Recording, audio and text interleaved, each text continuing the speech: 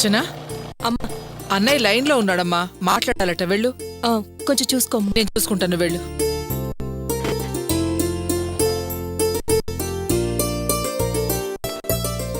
Hello అన్నయ్య.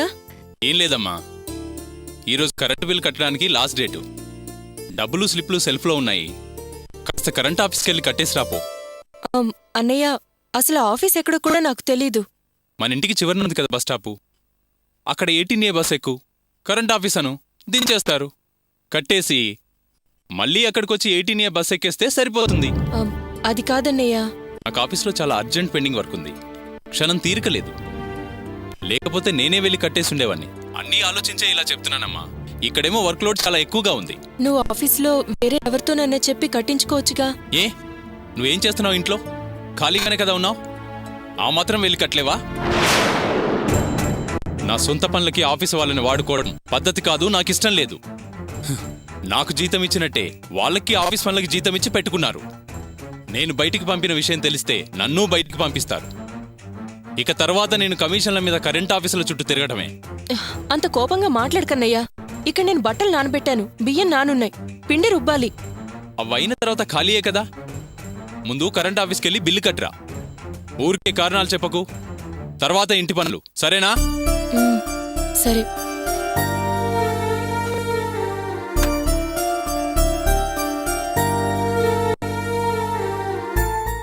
అర్చన, అర్చన, కొంచెం coffee తీసుకురా. అర్చన. తీసుకొస్తున్నా.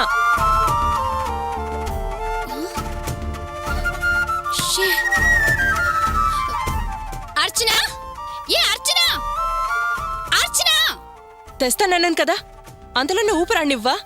ఎందుక తొందర? నేను కాలేజ్కి వెళ్ళేటప్పుడు ఏం చెప్పి వెళ్ళాను? నా బట్టలన్నీ ఉతికి పెట్టమన్నానా లేదా?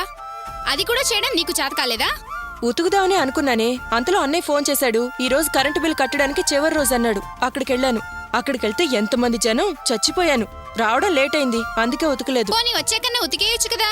ఇప్పుడే కదా వచ్చాను. అక్కడ బియ్యం నానబెట్టాను, పిండి రుబ్బాలి. నేనేదడిగినా రెడీగా సమాధానాలు మాత్రం చెప్తున్నావు. నేనేమన్నా ఊరికే చెప్పాననుకుంటున్నావా? నేను కాలేజ్కి వెళ్ళి రావాలి కదా. రేపు నేనేం వేసుకుని వెళ్ళాలి? ఛా!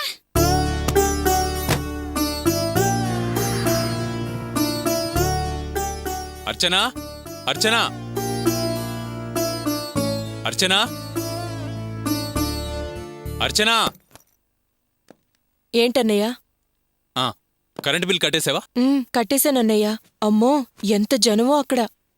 ఈరోజు లాస్ట్ డే అన్నాను కదా, జనం అంతే ఉంటారు. అర్చన, ఇక నుంచి నెల నెలా నువ్వే కరెంటు బిల్ కట్టాలి, సరేనా? సరే అన్నయ్య. కాఫీ తీసుకురానా?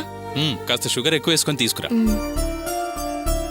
అర్చన, అర్చన. కావ్య, కాఫీ తీసుకురానా? వద్దు గాని ఈ టిఫిన్ బాక్స్ కడిగి పెట్టు. అన్నం తినగానే కడిగేసుకుని ఉంటే బాగుండేది కదా. ఇప్పుడైతే ఎండిపోయి గట్టిగా అంటుకొని ఉంటుంది. కడిగినా తొందరగా పోదు. ఆఫీస్లో చాలా పనుంది అర్చన, అందుకే కడగలేదు. కాస్త కడిగి పెట్టు. ఆఫీస్లో పనులుంటే ఉన్నాయి కానీ ఇప్పుడు ఇంటికొచ్చేసావు కదా, నువ్వే కడుక్కో. నేను ఇప్పుడే కదా వచ్చింది. అయినా నువ్వు ఖాళీగానే ఉన్నావు కదా, కడిగితే ఏం పోతుంది? ఏయ్,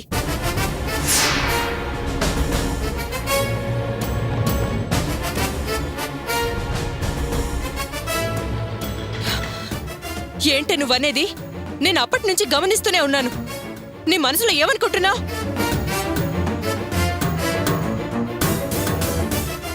అందరూ మాటి మాటికి నువ్వు ఇంట్లో ఖాళీగానే ఉన్నావు కదా, ఖాళీగానే ఉన్నావు కదా అంటున్నారేంటి? నాకు అర్థం కాదు. నేనేమన్నా ఇంటి పని మనిషినా? ఎందుకు అర్చన అలా అంటావు? మేమేమన్నావు? మామూలుగానే అన్నాను. మనసులో నాకేం లేదు. ఎందుకలా కోపం తెచ్చుకుంటావు? ఏంటే నువ్వు మామూలుగా అడిగేది? పైగా నన్ను కోపం ఎందుకు తెచ్చుకుంటున్నావు అంటున్నావా? పొద్దునేమో అన్నయ్య ఫోన్ చేసి నువ్వు ఇంట్లో ఖాళీగానే ఉన్నావు కదా, ఈ రోజు కరెంటు బిల్లు కట్టడానికి చివరి రోజు అన్నాడు. వెళ్ళి కట్టిరా అన్నాడు. ఏ, ఆయనకి తెలీదా ఈ రోజు చివరి రోజని? నిన్నే వెళ్ళి కట్టుండొచ్చు కదా.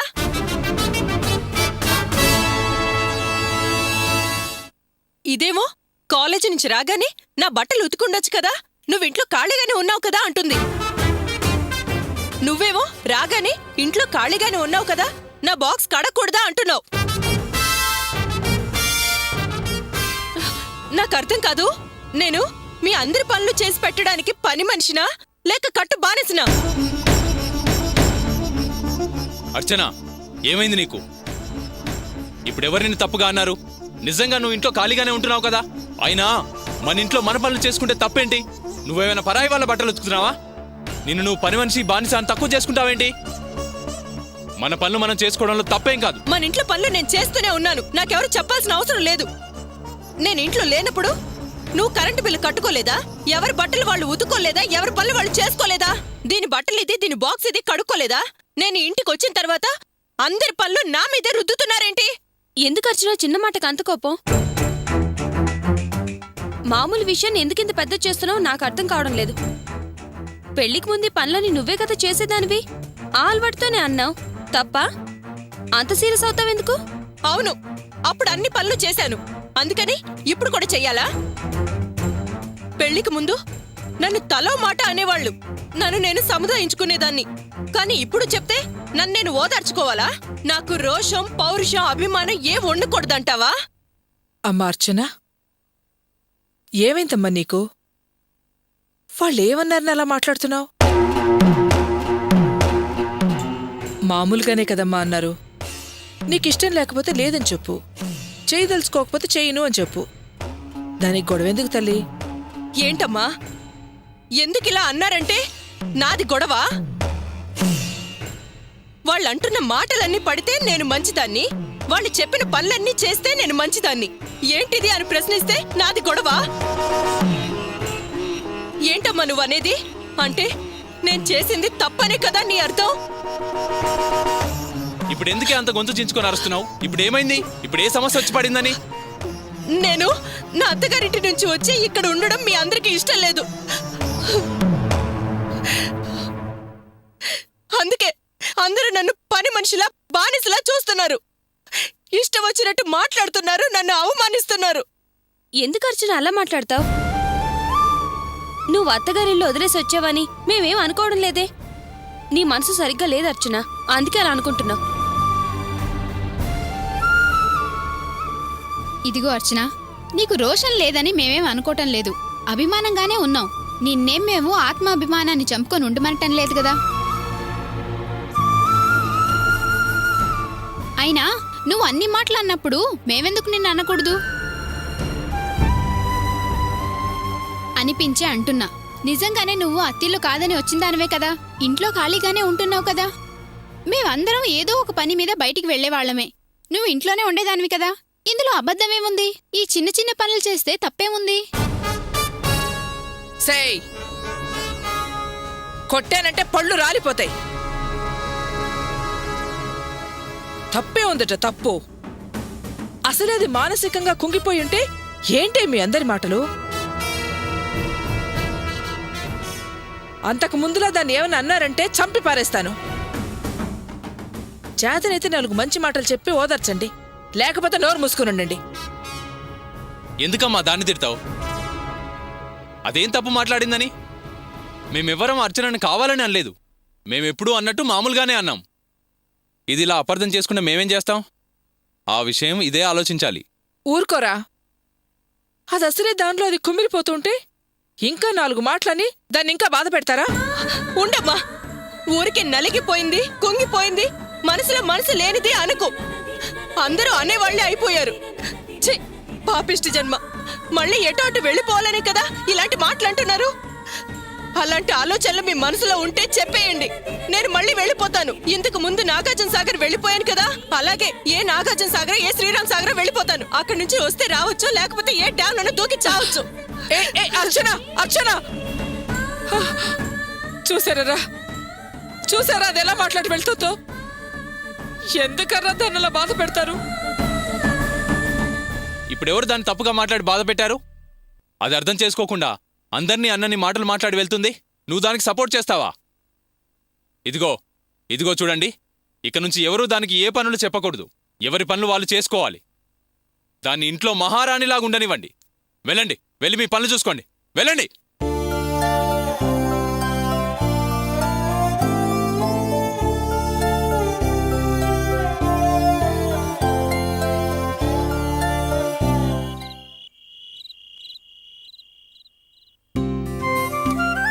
రాణి ఆమా వాసు వస్తున్నానమ్మా. అన్నం పెట్టాను రండి.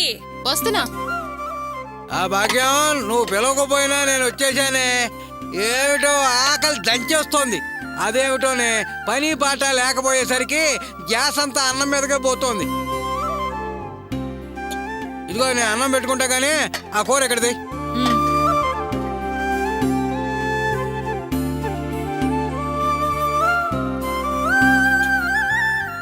చాలు. అమ్మా ఏంటమ్మా రసం పోస్తున్నావు? కూరేం లేదా? కూరగాయలు ఏమి లేవురా, అందుకే రసం పెట్టాను. అదేంటి, డబ్బులిచ్చాగా సరుకులు కూరలేం తీసుకోలేదా? తీసుకోవచ్చురా, కానీ బయటికెళ్లే పరిస్థితే లేదు. కూరగాయలు తేవాలంటే మార్కెట్కి వెళ్ళాలి, లేదా శెట్టిగారి షాప్కి వెళ్ళాలి. నేనంత దూరం వెళ్లే ధైర్యం చేయలేకపోతున్నానురా, అందుకే రసం పెట్టాను. అది కాదే భాగ్యం, ఆ డబ్బులేదో నాకు ఇస్తే నేను వెళ్ళి తీసుకొచ్చావనిగా కూరలు. నీకు మాత్రం వెళ్ళడం ఎలా కుదురుతుందయ్యా? నువ్వు వెళ్ళినా ఆ నలుగురు నిన్ను మాత్రం అనరు. నలుగురు 4 రకాలుగా అంటారు. అనేవాళ్ళు అంటూనే ఉంటారే, నేనేమన్నా పట్టించుకుంటున్నానా? ఏదో దులుపుకు రావటమే, దానికోసం దిగులు పడితే ఎట్టా? నీకే మంచి మర్యాద రోషం పౌరుషం లేనివాడివి, దులిపేసుకుని పోతావు. నా వల్ల అవుతుందా? మాటకు మాట చేతకు చేత. అందుకే నేను వెళ్ళడం లేదు. అసలు విషయం, నువ్వు నన్ను నమ్మి డబ్బులు ఇవ్వట్లేదు, అవునా? అందుకే ఈ మాటలన్నీ మాట్లాడుతున్నావు, అంతేగా? అవును, నీకు డబ్బులు ఇవ్వడం కుదరదు, అందుకే నేను ఇలాగే మాట్లాడతాను. నేను వెళ్ళగలను, కానీ ఆ మాటలు వినలేను, అందుకే మానేశాను. సరేనా? ముందు అన్నం తినవయ్యా. అమ్మా మీరిద్దరూ ఏం మాట్లాడుతున్నారో నాకేం అర్థం కావట్లేదు. అంతా చాలా అయోమయంగా ఉందమ్మా. అర్థం కాపోవడానికి ఏముందిరా, ఒక్కొక్కరు ఒక్కొక్క మాట సూదుగుచ్చినట్టు మాట్లాడుతున్నారు, ఉమ్మేసినట్టుగా అంటున్నారు. కాలు బయట పెట్టాలంటేనే భయంగా ఉంది. ఏం మాటలు నోటికెంతొస్తే అంత మాట్లాడుతున్నారు. మొహమెత్తుకు తిరగలేకపోతున్నాను, తల తీసేసినట్టుగా ఉందిరా. నాన్న, అమ్మ మాట్లాడేది నాకేమీ అర్థం కావట్లేదు. నీకేమైనా అర్థమైతే నాకు కొంచెం చెప్తావా? నాకు అర్థం కాలేదురా, నే అడిగితే తిడుతుంది, అందుకే ఏదో అర్థమైనట్టు తలగా ఊపాను. ఏమే, వాడికేం అర్థం కావట్లేదుట, కాస్త అర్థమయ్యేటి చెప్పరాదు? అది కాదన్నయ్య, వేరే కాపురం అని చెప్పి వదిన్ని పుట్టింటికి తరిమేశావట. దానికి కారణం మేమేనని అందరూ అనుకుంటున్నారు. మీరు కారణమా? ఏంటమ్మా రాణి చెప్పేది? ఏం చెప్పమంటావురా గోపి? మేమంతా నీ సంపాదన తినమరిగామంట, అందుకే మీ కాపురం చెడగొట్టామని వీధి వీధంతా అంటున్నారు. నా తల నరికేసినట్టుగా ఉందిరా, అందుకే వీధులు తిరగలేకపోతున్నాం, మార్కెట్కి కూడా వెళ్ళలేకపోతున్నాం, చివరికి మంచినీళ్ళకు కూడా వెళ్ళలేకపోతున్నాం. అందుకే అందరూ అలా అంటుంటే నాకు చాలా అవమానంగా సిగ్గుగా ఉందిరా. అందరూ అన్న మాట అలా ఉంచన్నయ్య. మాకు కాస్త ఇబ్బందిగానే ఉంది. నువ్వు వదిన కలిసి కాపురం చేయకపోవడానికి కారణం మేం కూడా అనిపిస్తుందన్నయ్య. ఏమా రాణి, నీ పిచ్చి గాని నేనెప్పుడైనా అలా అన్నానా? అనుకున్నానా? ఎందుకమ్మా మీరందరూ ఇలా ఆలోచిస్తున్నారు? చూడండి, అలాంటి ఆలోచనలు పెట్టుకోవద్దు. ఇంకోసారి ఇలా మాట్లాడితే నాకు చాలా కోపం వస్తుంది. అర్థమైందా? అర్థమైందా? రేయ్, ఎందుకురా దాన్ని కోపడతావు? ఇప్పుడు అది చెప్పే దాంట్లో కూడా న్యాయం ఉందిరా. రేయ్, ఇప్పటి వరకు దున్నపోతులా ఎవరేమన్నా పట్టించుకొని నాకు ఆలోచిస్తే నిజంగా తిన్నన్నమే వంట పడతలేదురా. నాన్నా, రేయ్, ఇప్పటి వరకు ఈ ఇంటి కోసం ఒక్క పైసా కూడా నేను సంపాదించలేదు. నువ్వే ఈ కుటుంబం కోసం చాలా కష్టపడి సంపాదించి పోషించావు. మా వల్ల అర్చనతో నువ్వు కాపురానికి దూరంగా ఉంటాం కొంచెం మాకు కష్టంగా ఉందిరే. ఒరే, ఊళ్ళో వాళ్ళు మాట్లాడేది నాకేం పెద్ద సమస్య కాదురా గోపి. మాకు మేముగా ఎలాగోలా సంపాదించుకుని బతుకుతాం. నువ్వు మా కోసం సంపాదించి పెట్టాలనుకోవద్దురా. ఆ రోజు ఇవన్నీ నేనేం అనుకోలేదు, అందుకే ఏం మాట్లాడకుండా మౌనంగా ఉన్నాను. కానీ ఈరోజు ఊళ్ళో వాళ్ళు మాట్లాడుతుంటే మనసుకు కష్టంగా ఉందిరా. వాళ్ళనే దానిలో కూడా నిజం ఉందని అనిపిస్తుంది. ఆ మాటలు భరించటం నా వల్ల కావడం లేదురా. బయటికి పోవడానికే భయపడి చస్తున్నాను. ఇలా ఎన్నాళ్ళని నాకు నచ్చడం లేదురా. పైగా భార్యాభర్తల్ని విడదీసిన పాపం ఓ ఆడకూతురు ఉసురు మమ్మల్ని ఊరికే వదలదురా. ఇప్పటిదాకా వాళ్ళేమైనా మెట్టి దిగి వస్తారేమోనని ఎదురు చూశాను. అక్కడ్నుంచి ఓ కబురు లేదు, కాకరకాయ లేదు. ఒరే గోపి, మీ ఇద్దరు కలిసుండాలరా. ఎన్ని రోజులని ఇలా పంచాయతీలు పెట్టుకుంటూ ఎడమొహం పెడమొహంగా ఉంటారు చెప్పు? అందుకే మనమే కాస్త తగ్గడం మంచిదనిపించిందిరా. ఆ అమ్మాయితో కలిసి కాపురం చేయటమే జీవితంరా. అదే మంచిదిరా. ఒరే, నువ్వే మా గురించి దిగులు పడకు. తొందరలోనే వాసు పనికెళ్తాడు. అందాక ఏదో ఒకటి చేస్తాడు. 4 రోజులైతే రాణి చదువు కూడా అయిపోతుంది. ఈ కుటుంబం సంగతి మేం చూసుకుంటాంరా. ఏం పర్వాలేదు. నువ్వు బాగుండాలిరా, సుఖపడాలి, సంతోషంగా ఉండాలి. ఒరే, అందుకేరా దయచేసి మాకు దూరంగా వేరే కాపురం పెట్టడానికి ఒప్పుకోరా. ఒప్పుకో గోపీ.